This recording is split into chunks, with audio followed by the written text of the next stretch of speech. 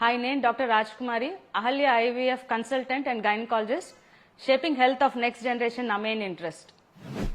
ఇది ఒక health box. దీంట్లో కొన్ని క్వశ్చన్స్ వచ్చినాయి. ఒక పేపర్ తీసి చూద్దాం. నేను ఇర్రెగ్యులర్ పీరియడ్స్తో హాస్పిటల్కి వెళ్ళాను. అక్కడ నాకు హార్మోనల్ ఇంబ్యాలెన్స్ పీసీఓఎస్ అని చెప్పారు. ఇది నిజమేనా? అవును, ఇది నిజం. పీసీఓఎస్ అంటే ఒక hormonal imbalance and insulin resistance వలన వస్తుంది. చాలా మంది రిప్రొడక్టివ్ మహిళల్లో ఈ ఏజ్ గ్రూప్లో ఈ పీసీఓఎస్ అనేది కనపడుతూ ఉంటుంది.